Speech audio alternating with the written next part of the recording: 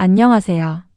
오늘은 남편과 시어머니, 그리고 상간녀가 합심해서 저를 집에서 쫓아냈다가 결국 자기들이 제 집에서 쫓겨난 이야기를 들려드리려고 합니다. 솔직히 말씀드리면 저도 처음에는 이렇게 끝날 줄 몰랐습니다. 저는 28살에 남편 민수와 결혼했습니다. 처음 몇 년은 정말 평범했습니다. 작은 아파트에서 시작했고 돈은 많지 않았지만 둘이 열심히 모아서 언젠가 더 좋은 집으로 이사 가자는 꿈도 있었습니다. 결혼 5년 차쯤 남편 사업이 잘 풀리기 시작했습니다. 작은 인테리어 회사를 운영하던 남편은 거래처가 늘어나면서 돈을 꽤 벌기 시작했고 생활도 점점 나아졌습니다. 저는 남편이 잘 되길 바라는 마음으로 누구보다 열심히 응원했습니다. 문제는 남편이 돈을 벌기 시작하면서부터였습니다. 퇴근 시간이 늦어졌고 휴대폰을 항상 뒤집어 놓기 시작했습니다. 예전에는 비밀번호도 공유했는데 어느 날 갑자기 비밀번호를 바꾸더니 휴대폰을 절대 보여주지 않았습니다. 처음에는 사업 때문에 바쁜 줄 알았습니다. 하지만 여자 촉이라는 게 무섭다고 하죠. 설명할 수는 없는데 뭔가 이상하다는 느낌이 계속 들었습니다. 어느 날 밤 남편이 샤워하는 사이 휴대폰 화면에 메시지가 떴습니다. 오빠 오늘도 보고 싶어. 짧은 문장이었지만 제 심장은 그대로 내려앉았습니다. 저는 휴대폰을 열지 않았습니다. 그 순간만큼은 차라리 제가 오해한 거였으면 좋겠다고 생각했습니다. 하지만 그 메시지 하나로 이미 모든 게 시작됐습니다. 그 후로 남편은 점점 집에 들어오지 않았습니다. 출장이라고 말했지만 나중에 알고 보니 출장도 아니었습니다. 회식이라고 했지만 회식도 아니었습니다. 거짓말은 점점 늘어났고 저는 점점 지쳐갔습니다. 결국 진실을 알게 된 건 우연이었습니다.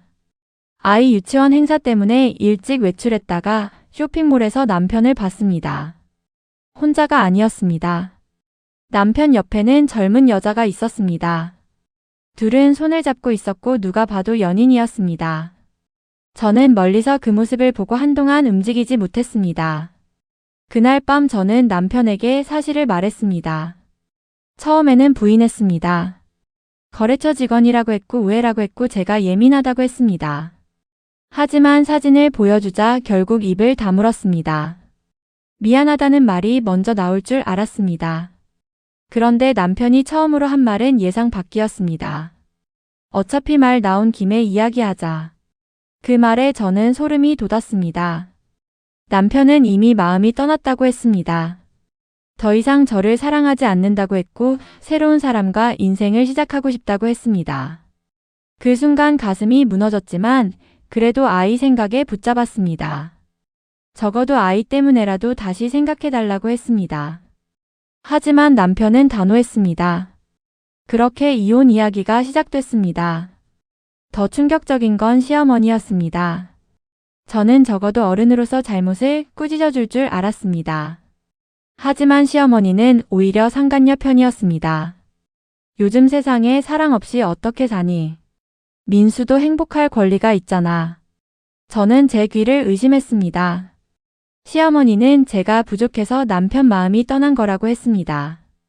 여자가 자기 관리를 못하면 남편이 밖으로 눈 돌리는 건 당연하다고까지 말했습니다. 그날 저는 정말 많이 울었습니다. 남편에게 배신당한 것도 힘들었지만 시어머니의 말이 더 아팠습니다. 그 후 몇 달 동안 지옥 같은 시간이 이어졌습니다. 남편은 점점 대놓고 행동하기 시작했고 상간녀는 아예 숨어 다니지도 않았습니다. 그러던 어느 날 남편이 집에 들어오더니 서류를 내밀었습니다. 이혼 서류였습니다. 저는 끝까지 싸우고 싶지 않았습니다.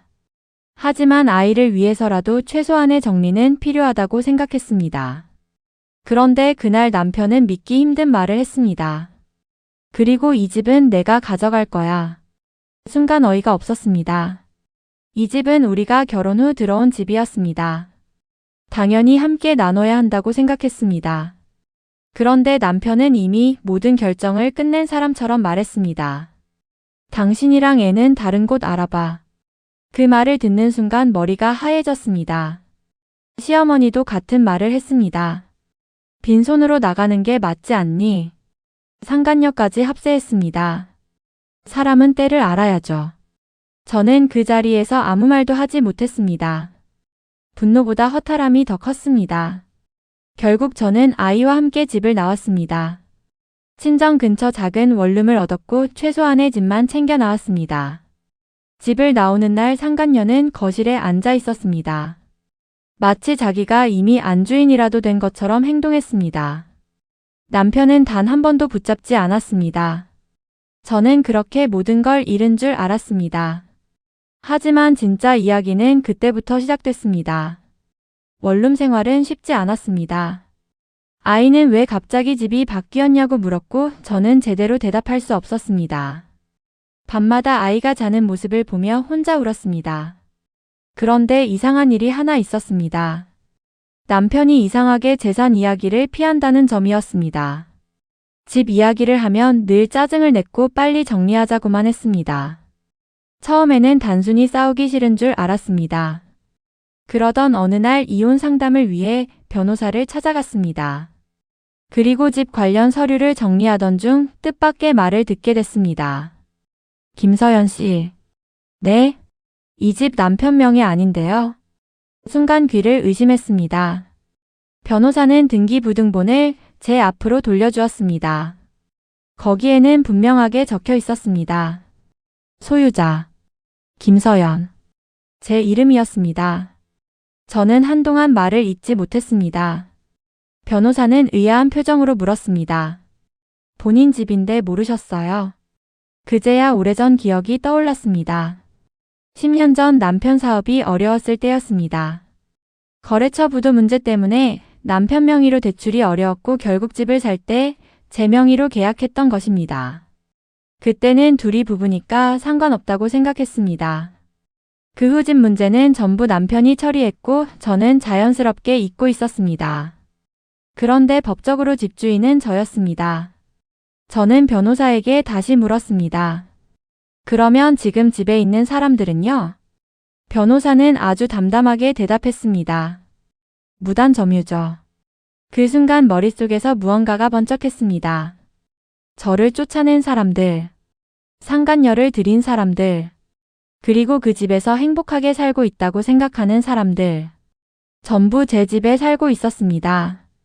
그날 집으로 돌아오는 길에 처음으로 웃음이 나왔습니다.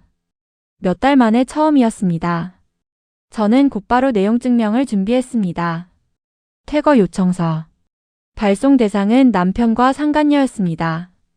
며칠 뒤 전화가 왔습니다. 남편이었습니다. 장난하지 마. 저는 웃으며 대답했습니다. 장난 아닌데? 남편은 화를 냈습니다. 무슨 퇴거 요청이야.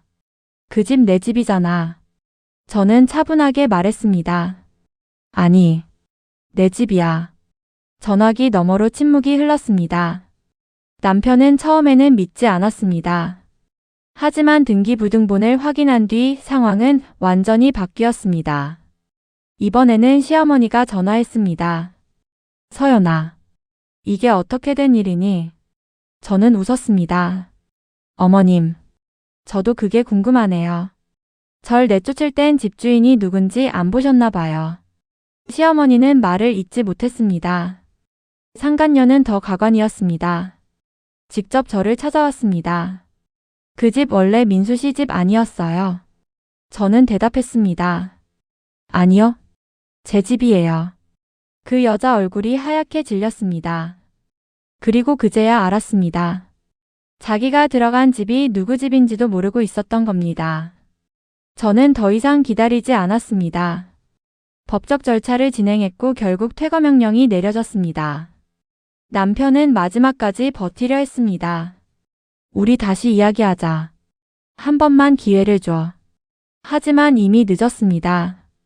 제가 집에서 쫓겨나던 날, 남편은 제 말을 듣지 않았습니다. 그날의 기억이 아직도 생생했습니다. 결국 퇴거 집행 날이 왔습니다. 남편과 상간녀는 짐을 싸고 있었습니다. 상간녀는 울고 있었고 남편은 멍한 표정이었습니다. 시어머니도 와 있었습니다. 하지만 누구도 저를 똑바로 보지 못했습니다. 남편은 마지막으로 물었습니다. 정말 이렇게까지 해야 해? 저는 조용히 대답했습니다. 당신이 나한테 했던 그대로 돌려주는 것뿐이야. 그 말에 남편은 아무 말도 하지 못했습니다. 그렇게 세 사람은 제 집을 떠났습니다. 아이와 함께 다시 집으로 들어오던 날 저는 현관 앞에서 한참을 서 있었습니다. 몇 달 전만 해도 제가 다시 이 집으로 돌아올 수 있을 거라고는 상상도 못했습니다. 아이가 제 손을 잡으며 물었습니다. 엄마, 우리 집 다시 온 거야? 저는 웃으며 대답했습니다. 응, 우리 집. 그날 밤 오랜만에 편하게 잠들 수 있었습니다. 남편은 이후에도 몇 번 연락을 해왔습니다. 후회한다. 미안하다. 다시 시작하고 싶다. 하지만 저는 답장하지 않았습니다. 왜냐하면 사랑이 끝난 게 아니라 신뢰가 끝난 것이기 때문입니다. 그리고 한번 무너진 신뢰는 다시 세우기 어렵습니다. 저를 집에서 쫓아낸 사람들은 결국 제 집에서 쫓겨났습니다. 세상은 생각보다 공평하지 않지만 가끔은 아주 통쾌한 방식으로 균형을 맞춰주기도 하는 것 같습니다. 제 이야기는 여기까지입니다. 들어주셔서 감사합니다.